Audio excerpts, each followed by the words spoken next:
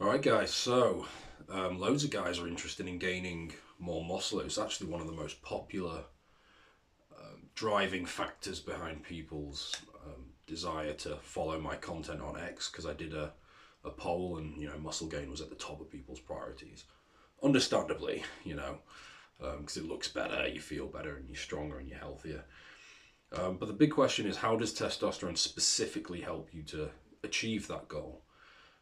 I mean, it's obvious when you look at kind of like steroid users that most of these steroids, if you ignore HGH and insulin and stuff like that, they're all derivatives of testosterone essentially. So clearly these things work, and clearly testosterone has a very important part to play. But obviously, I always talk about the 800 to 1200 range, which is kind of the natural optimum. Well beyond the 1200 is just, it's guaranteed that the dude's on steroids. Maybe he's like a 18-year-old genetic freak. It's very, very rare and it's very temporary. You're not going to sustain that for very long. But testosterone clearly works. But the real reason it works is it's mostly protein synthesis. So this means a few things. It assumes that you're breaking the muscles down in the first place. You have to do that. You've got to break them down, build them back up again, which is training and then recovering, the stimulus recovery adaptation cycle. So it assumes you're training and it assumes you're eating protein, you're eating enough protein. So you've got to do those two things first. But what testosterone does, if you are doing those two things, is it amplifies both sides of the equation.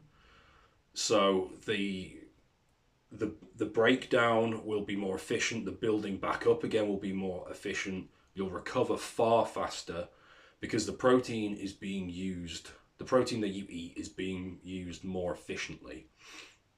It's going to happen faster. It means you can recover from more training in less time. Now, there's caveats to this. Like, you don't want to go too far with the training, or you can eat too much protein. It's very, very difficult though. Theoretically, if you're not in perfect health, if you're like 55 years old and you've got some underlying kidney stress and you could then go and eat 300 grams of protein a day, that's probably not a good idea.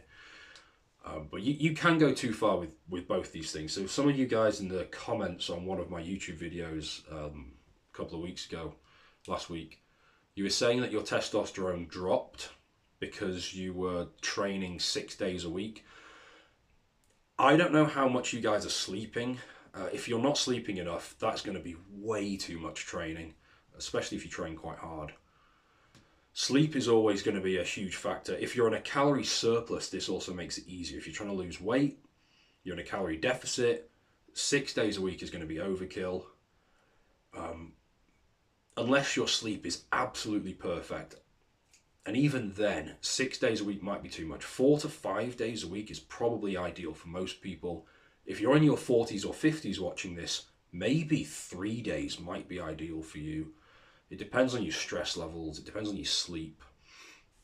But the point is, you've got to train hard, break the muscles down several times a week, especially legs. Like, train hard on those leg days, 1 or 2 times a week. And then it's a case of, you have to be eating enough protein. That's not an option.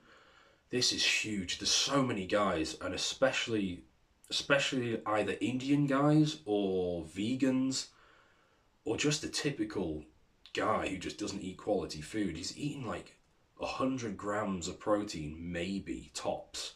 There's guys that eat quite a bit less than that, and it's like, oh my, you're not going to build anything doing that. Like, of course you're going to be skinny fat. Protein is the most important macro from a body composition standpoint, which is how much muscle you have, how little fat you have. And you've got to be having more than that. A good general rule of thumb, if you want to keep it really general, you're going to need at least 150, unless you're really short. If you're like 5'4", you probably need less. But unless you're tiny, you're probably going to need 150 or more.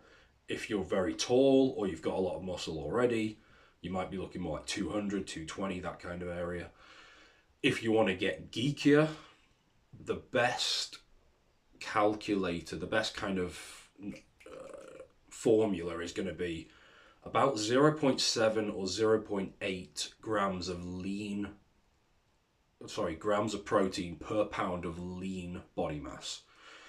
Not 1 gram per pound of body weight, because what you do then is you've got a load of overweight guys who are having more protein than they need. It's more about the lean tissue you have.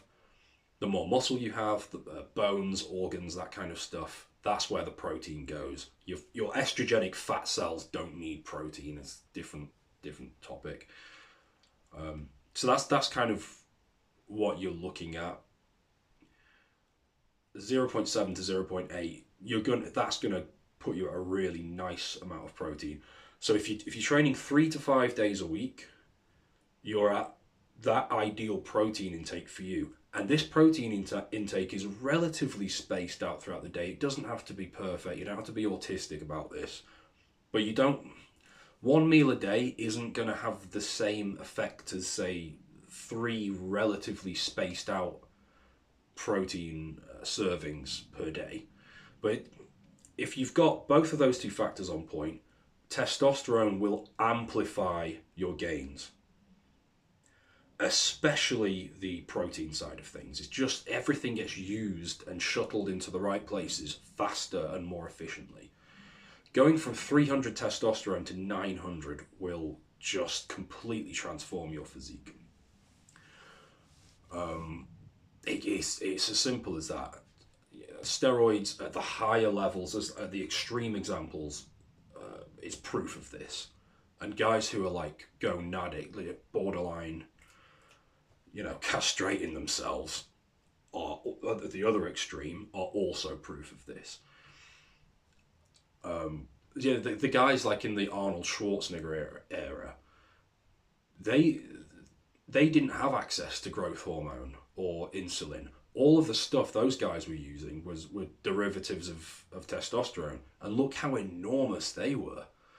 Schwarzenegger had like 21-inch arms or something. Mine are 16, and people think I'm big. Like, they're nowhere near 21 inches. I mean, I'm also very lean. If I bulked up, I'd be like 16.5, I think. But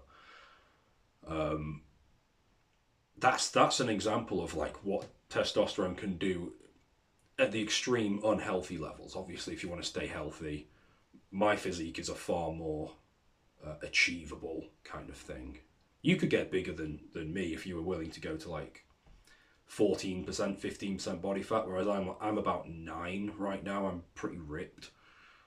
And that's just a personal choice for me. I think I look better, facially and everything. So, but yeah, that's pretty much it. Testosterone makes everything faster. The protein's used more efficiently. For some of you guys who are sleeping poorly right now, and you've got really low test, it's like a chicken and egg thing. You improve your sleep and your testosterone goes up, but once your testosterone's optimized, it makes it easier to sleep more, but to sleep deeper. The quality of your sleep tends to improve. So it's like an upward spiral, like a self-reinforcing cycle. You've just got to start the first couple of moves, get a little bit of momentum going, and then it just keeps going from there. It gets easier and easier. But that's it. It's protein synthesis is the big one. It can help with sleep as well. So yeah, testosterone, it will make your physique better, guaranteed. Again, I always promote the natural stuff. If you want some fast, actionable tips on this, in the link below, you can click on that and it'll take you to the testosterone toolkit, which is something brand new that I've created. It's not just a PDF, it's also a video of me walking you through everything. It's free. Click the link, put your email in, and it will get directly sent to your email inbox. But yeah, if you've got any questions, comment below, and I'll see you in the next one.